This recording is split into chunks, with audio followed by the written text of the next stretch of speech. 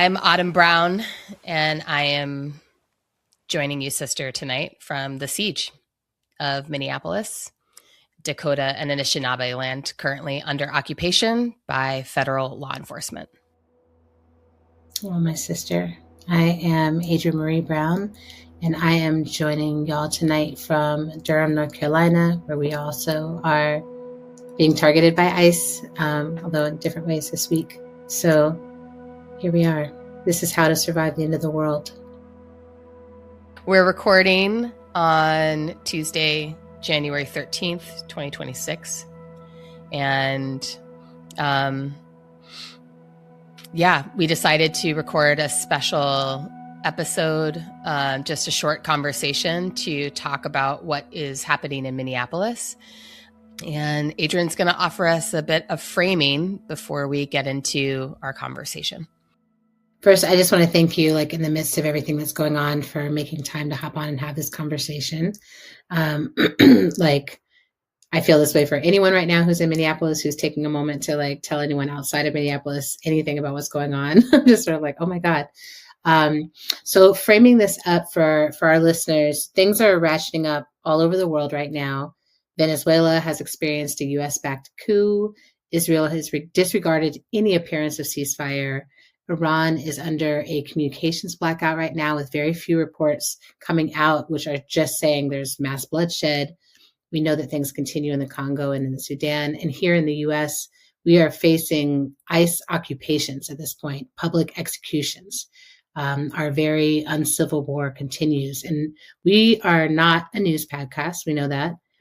We don't tend to do real-time responses, but we are focused on survival. And this fight has come home to both of our cities in really big ways. Autumn, you have been in Minnesota since 2010. And last week we saw poet and witness Renee Good killed by ICE. And this took place blocks from where George Floyd was killed by the police in 2020. And I know you were actually out doing ICE resistance that day. You're living inside this violence every day with your kids, with your community. So we wanted to take a moment to speak about what it's like on the ground right now and what people need to know and what people can do. So we're going to keep this short and sweet as it can be. First, I wanted to ask you, sister, how are you? I am on high alert. My nervous system is pretty jacked up at the moment. I live just a few blocks away from where Renee Good was murdered, and I live in a part of Minneapolis that has been continuously targeted by ICE over the last month. We're now 43 days into this occupation, so it's been 6 weeks and 1 day that ICE has occupied the city and has been abducting people from their homes. And there has been a significant escalation over the last 2 weeks. And so I, like everyone in the city, have been living in the field of that escalation, constant helicopter sounds, constant sighting and response to sightings of ICE agents, just driving down the street to go do something like regular activities of life, and suddenly ICE agents are in view, and kind of everything is having to I think I'm having the same experience that many people are having, which is whatever the plan was, the plan is now being derailed so that we can respond to what's actually happening. Mm-hmm. I've been telling everyone that it's intense, it's frightening, it's surreal, and it is so inspiring. I am so in love with my city.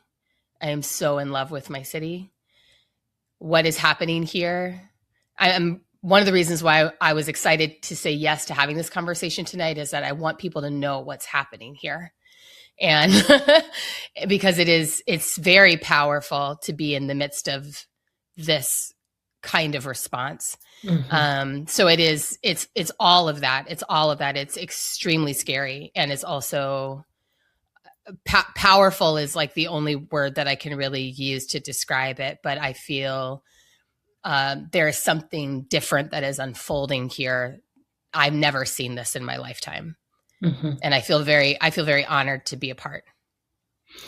Okay, so this is what I wanted folks to hear, because I've been hearing these dispatches from you and having my mind blown, both in terms of the amount of fear that we're all holding in this moment and the fear that y'all are having to face just to leave the house or to even be in the house at any moment, and also this resistance. So what do you want everyone listening to know about what's happening right now?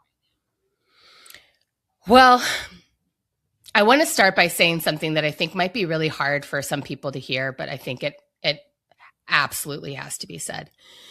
And so right now, I just want to like really direct the thing I'm about to say to like just all of us who are in social justice movements right now and have been a part of a particular time, a particular culture of movement work. I want to talk about Renee Good's death.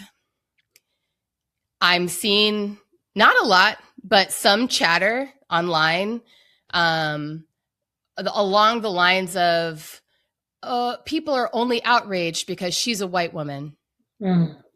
Or this wouldn't be getting this level of attention if she weren't a white woman. And I beg everyone who is listening to this, I truly implore you to not say shit like this. Do not like it. Do not repost it. Do not repeat it. Do not give it airtime, because it is not only not true. Factually, it is not true, but it is also so disrespectful and dehumanizing. Because I want you all to know what I am seeing, what we are doing, what is actually happening here. Hundreds, thousands of white people every day in Minnesota are putting their bodies on the line to protect their Black and brown neighbors, which is exactly what they should be doing. Renee Good was not killed despite the fact that she's a white woman. She was killed because she's a white woman aligned with the cause of freedom. And that means something. It's very powerful. It's very important that white folks are being killed in service of freedom, of our freedom. That lets us know that the conditions have fundamentally changed. And it is not a time to be small and petty. Like, this is not a time for us on the left, us in the movement. This is not the time to be small and petty. It's a time to wake up and pay attention to what is happening. Minneapolis, St. Paul, the twin cities of Minnesota as a state, turns up and turns out regardless of who is killed by law enforcement. So we are doing the exact same thing right now that we always do, regardless of who is killed by law enforcement, because that's what solidarity and moving in multiracial formation actually means. And I want people to pay attention to that. I want people to fucking take note. Take notes about what you see, what is happening here, right? The vast majority of what you are seeing is the result of years of building multiracial movement. When I have been out in the world, when I was at the march that happened on Saturday, I have not been participating in a lot of actions, a lot of the direct rapid response, because I'm a single mom, as everyone knows. And so I have limited capacity to do rapid response. But when I am out there with other people who are coming out to respond, it is a broad, diverse coalition. There are lots and lots of white folks who are calmly, coolly, collectedly organizing the fuck out of each other and putting their bodies on the line. And that is exactly what we want. That is exactly what's supposed to be happening. And it's, you know, I think that like we cannot overvalue. It's really easy to undervalue, but we cannot overvalue the actual, the mycological network, like the infrastructure that has been put in place through all of this deep relational work that has come through rupture, that has come through trauma. Like we're seeing the way Minneapolis is responding right now, that capacity exists because of what we went through in 2020. which exists because of what we went through after Philando Castile was murdered, which exists because of what we went through after Jamar Clark was murdered. This has been years in the making. Mm-hmm. So this is not the time for people to sit in judgment, or it's like that divisiveness. It's like that divisiveness like, doesn't have a space in this moment. No. Mm-hmm. This moment is about, we are actually leading from a politics of solidarity. And I want people to wake up. Beautiful. Thank you. And you mentioned being a single mom just now. So I want to ask you this, and I'm trying to like my auntie hat, just like set it to the side and just be here with you. But I'm like, can you speak to what you're learning about moving through this moment as a parent?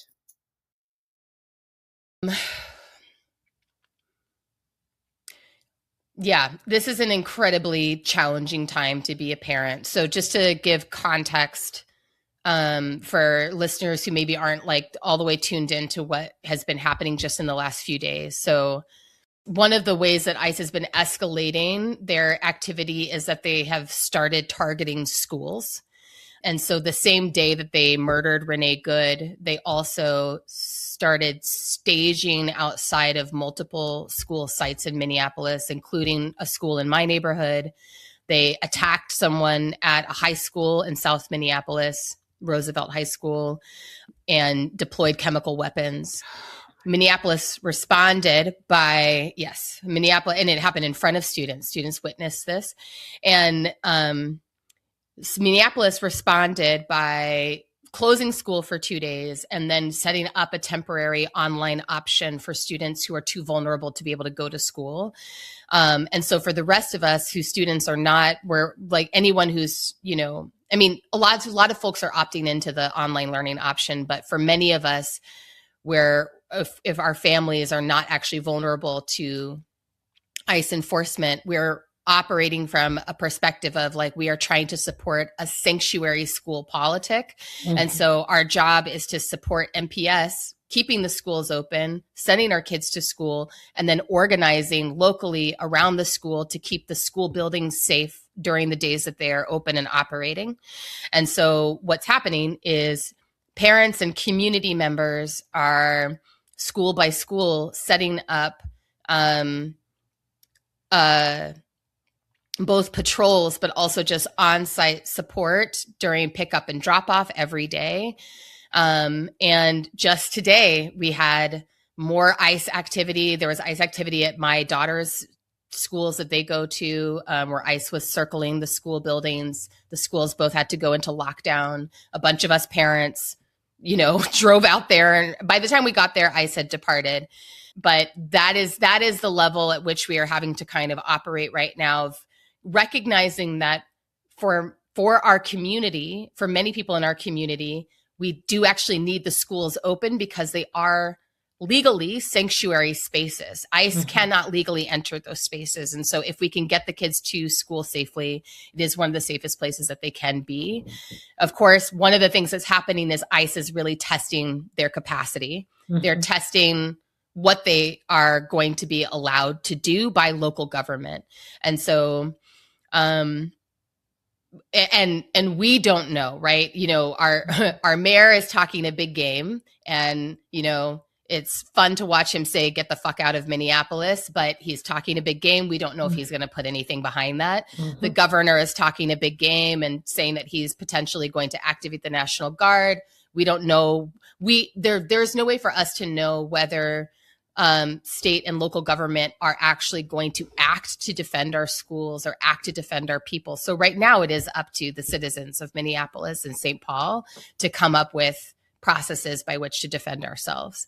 Mm-hmm. And so as a parent, to come back to the question that you asked, that is it's a tough place to be, because I'm having to speak really, really frankly with my kids, both about what is happening, about my risk assessment, about my assessment of their risk level, and then be in daily conversation with them about how they're assessing their own risk level on a day-to-day basis, which changes each day, right?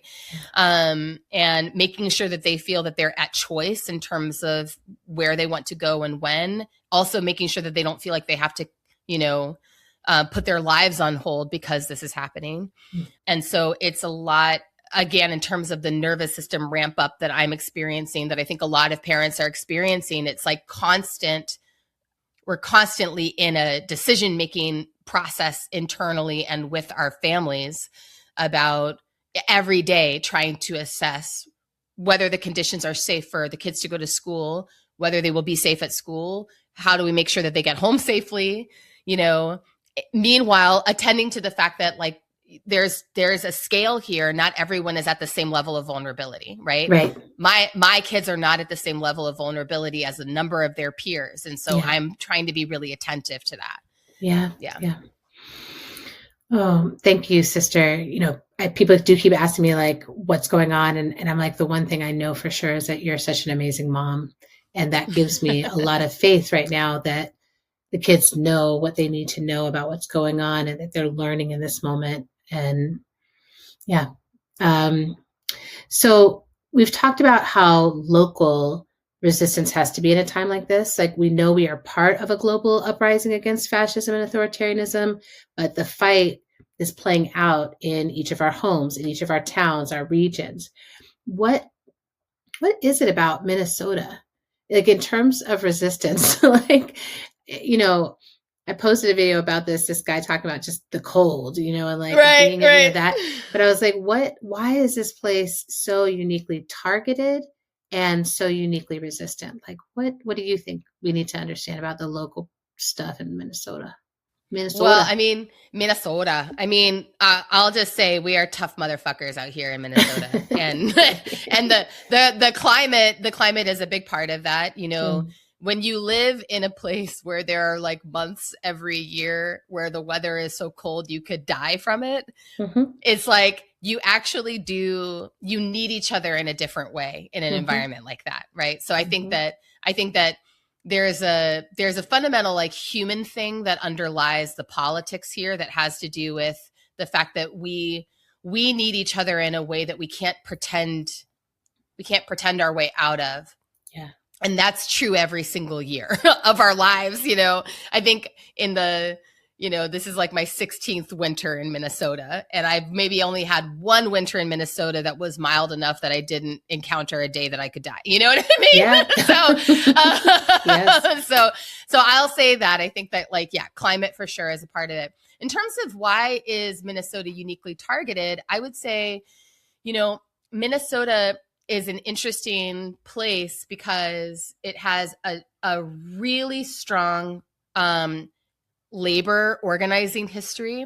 It's like a deep blue labor state. There are certainly extremely conservative pockets.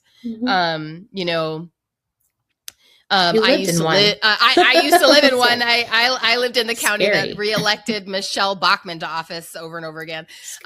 So those pockets exist, but overall the state itself is like a deep labor state. And then we're uniquely being targeted right now because in the 90s, there was a really concerted effort through Lutheran Social Services of Minnesota and Catholic Charities to support the resettlement of Somali refugees from the war here in Minnesota. And so this is a place that has intentionally welcomed and made home and co-created home with Somali refugees who have been here for decades, right? Yeah. And so of course, the Trump administration, where are you going to turn up your efforts to target immigrant population? So, and not only our Somali population, but our Latino population. We have a huge Latino population, huge immigrant population.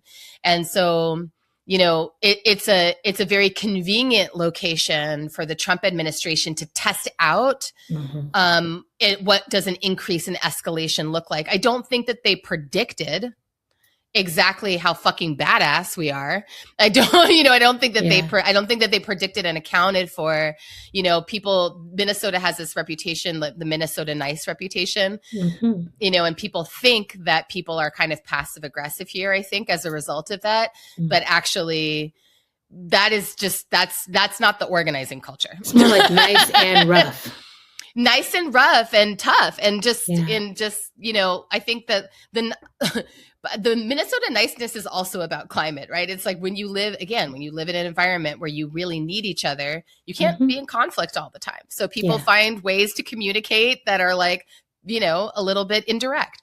But when it comes to confronting ICE, people are very direct. They are very direct. Yes. So I think that that's some of it too. And of course, one of the things I'll say about the ICE agents, having lived through the uprising of 2020, one of the things that I really remember experiencing during that time was that, like, you could tell that law enforcement was conflicted about what was happening. Right. It was, we talked with Sarah Schulman about this idea of conflicted perpetrators, right? Minnesota law enforcement, definitely my experience with Minnesota law enforcement during that time, conversations that I had with police officers, experiences I had with police officers, I often encountered officers that in the Twin Cities, many of whom are people of color, many of whom are women, folks who were conflicted about what was happening. And could understand why the uprising was happening, right? I'm not talking about all of them, but many of them. In the case of ICE, the agents that are here are not conflicted about what they're doing, right? They are not conflicted about their work. They are intentionally terrorizing this community. In addition to abducting and disappearing people, they are intentionally creating an environment of terror. Like, these guys are literally driving down the street with their windows open, waving their AR-15s, waving their tear gas canisters. You know what I mean? They are intentionally fomenting an environment of terror.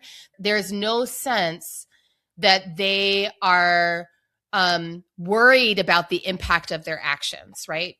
I think that that's an important thing to understand too about this, the way that Minnesota is being targeted and the kind of escalation that we're seeing here.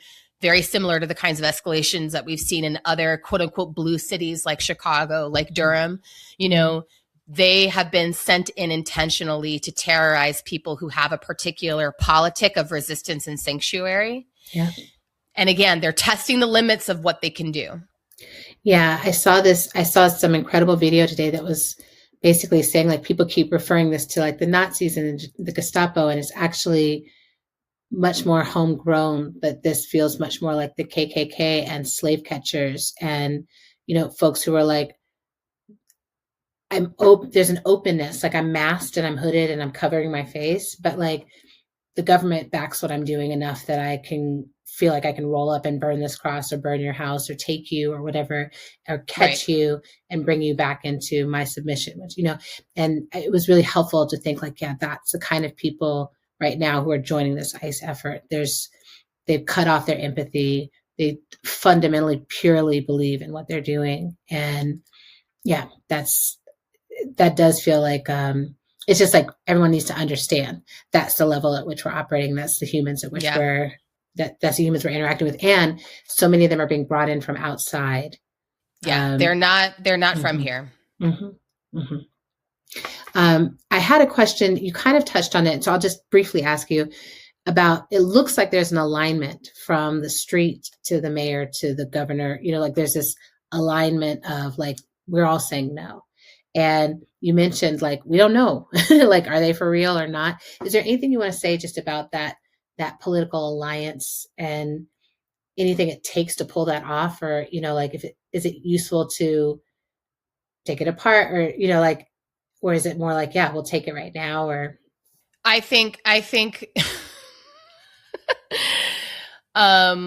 we're looking at a mayor who has just been elected to his third and final term. We're looking at a governor who has decided recently that he is not running for re-election. And I take heart in knowing that they will be able to make whatever decisions they're going to make absent questions about how it might affect their electability. And I hope that will be highly influential in what comes next. But from my perspective, again, I really appreciated the way both of them verbally responded on Wednesday when Renee Good was murdered. And I have yet to see from state and local government I have yet to see anything close to what I would consider an adequate response. We have Congress people who recently attempted to enter an ICE detainment facility. They were barred from entry. And that was Ilhan Omar and Angie Craig and one other person whose name I can't remember right now. And that kind of is a little bit of political theater, but it's actually really important, right? It's very important to be demonstrating the extent to which actual elected leaders are being barred from the process. You were seeing the same thing with the FBI removing the BCA from having any role in the investigation into the murder. It's very important. Tell people what the BCA is. It's the Bureau of Criminal Apprehension, which is supposed to be the local partner in the investigation of whether the law enforcement officer committed a crime. And the FBI has basically created conditions where no one else can be a part of the investigation. So all of these things it's important for us to know that this is happening. But to me, it's like, well, I'm like, there's some metaphor with sauce, but I guess I'll say the rubber meets the road. The rubber meets the road when we see like whether these elected leaders are actually going to leverage the levers of governance that they have to secure our city. And I haven't seen that happen yet. Good. So Tim Walz and Jacob Frey, there's more to do. There's alignment on narrative, but we'll see if there's alignment on action. That's great. That's actually really helpful. I keep thinking about this as a moment where I'm like, we have had alignment on narrative. We've had alignment on like what's politically correct and not correct. But we haven't had like the moral alignment and the moral transformation that leads to action. And that's what we need right now. Yes. So speaking of action, what are some of the most meaningful actions that our listeners can take and can ask their communities to take in support of the resistance in Minnesota right now? Okay, so one thing that I will say, because someone who lives here reached out to me and they were like, don't you think that we should be calling our Republican Congress members to tell them blah, blah, blah? And I was like, wait. The most important thing that anyone can be doing, regardless of where you are, right? Whether you're trying to support Minneapolis, whether in Minneapolis, whether you're somewhere else in the country, the most important thing that you can do is set up your own hyper-local network and figure out how you're going to secure and defend your community. So I'll just say here in Minneapolis, so for people who are looking at Minneapolis, and I do encourage people to watch what we're doing here, and you can, if you're on Instagram, you can follow Defend the 612. You can follow Unidos Minnesota. There's a lot of folks who are posting a lot of information about like what the local defense system looks like here and how to get involved. And I'll just give a few examples of like what is it that's happening here. So what we are experiencing here, the infrastructure that's been put in place here is hyper local, block by block, neighborhood and school based networks that exist to offer both rapid response to defend people who are potentially being abducted and kidnapped, or to defend sites where ICE is attempting to abduct and kidnap people, and or to create networks of support and care for people who are in hiding or for whatever reason, like are not able to leave their houses. So getting people groceries, getting people supplies, doing meal prep, those kinds of things.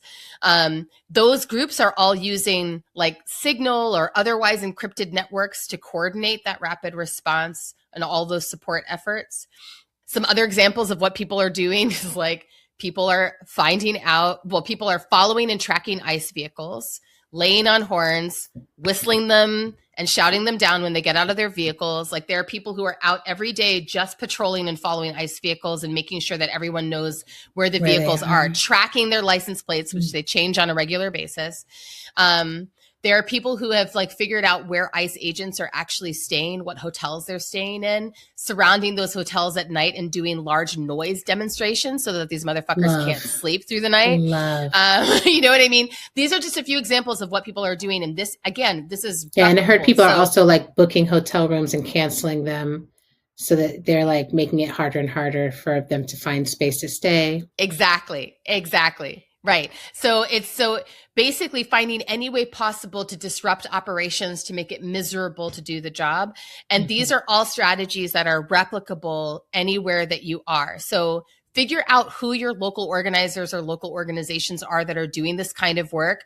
Figure out who the local legal defenders are who you can report ICE activity to. That's another important part of the process, is documenting and reporting the illegal activity that ICE is up to.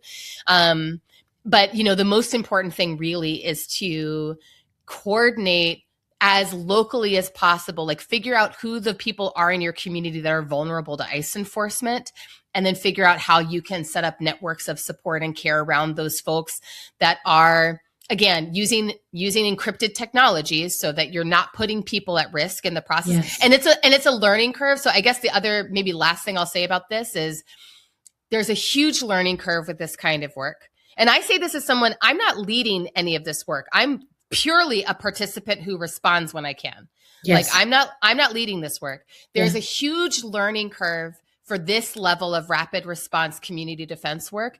And you have to give yourself and others an enormous amount of grace. I'm in Signal chats with parents who have, people who have just shown up. They have no idea what kind of information is appropriate or not appropriate to put into a thread, but they're here because their kid goes to school here and they're like, I'm going to fucking throw down. And when people show up like that, you want to create you want to make the learning curve as gentle as possible, right? Ramp them into being as secure as possible. But it is a learning curve. People make mistakes. There will be mistakes made. Yeah. And I don't want the fear of making mistakes to stop anyone from actually just getting, get a whistle, buy a bunch of whistles, pass them out to everyone make sure that you have a whistle on you at all times, and create a protocol with other people so that when you see ICE in your community, who are you going to notify about it? How are you guys going to respond? Beautiful. That's awesome. You mentioned, people calling their Congress people, or like when you texted me earlier. Is that useful as well? Like, I know that this, I'm sort of like, I don't know. I just keep being like, do these motherfuckers matter anymore? But I'm like, I also know that everything matters in a time like this. Everything matters. Everything matters. I think, I I go back and forth in the span of a single day. I go back and forth about whether it is worth my fucking time to call a congressperson. But I do think I think that people should avail themselves of any action that feels within their capacity. So if it is, and it is in most people's capacity, to call your congressperson or send them an email. So if it is within your capacity to do that, then do that, Yeah, especially if it's the main thing that's within your capacity. Like if you're like, exactly, I can't really go out in the streets, or I can't take this risk, or I can't take that risk, or I'm working all the time, I can't do that. But I can make a phone call every day. I can make a phone call every day. I can sneak to the bathroom. I can send those emails. That's great.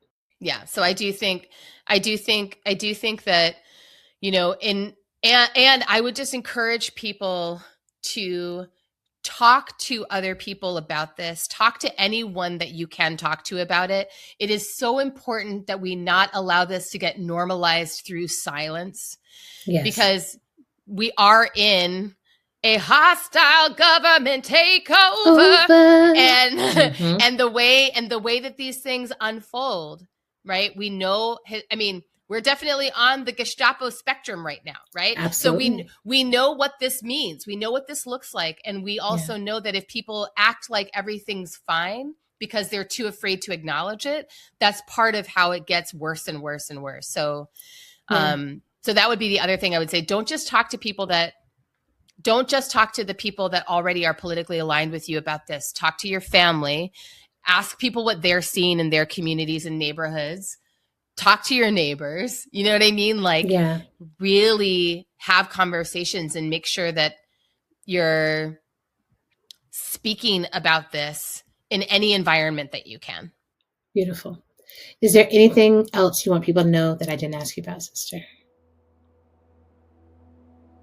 Minneapolis is just one of the best places on earth. I love y'all. It has some of the best people. It has some of the best people on earth, and I just want everyone to know that. Yeah, I think we're seeing it. I think we're witnessing it. And yeah. Thank you again for taking the time to share all this with us. If we need to come back again, we will. But I just wanted to, shine a light on what y'all are doing there. And after Renee Good was killed last week, I was, rocking in my own grief and trying to figure out a way forward. And I wrote a song that we're going to play as we head out of this, and just remind everyone this is what we came here to do, right? We came here to love each other, protect each other, and to keep growing. Mm-hmm. And this is all part of that growth cycle of how we finally truly shed the way that this country was founded and rooted, and find something else underneath that skin. Hell yeah. This is all right on time. Yes, it is. Thank you for saying that. It is. Yeah, thank you. This is the way. I love y'all. We love y'all. I love you. I love you. I love those babies. I'm sending all my love and strength to Minnesota, and receiving the inspiration here in Durham. Love. Thank you for listening to our show. We're on Instagram at Into the World PC. You can make a sustaining donation by visiting our Patreon at Into the World Show. You can help our show sustain itself by writing reviews and sharing the word with everyone. We are produced and edited by the incomparable Zach Rosen, who's turning this around so quickly. Thank you, Zach.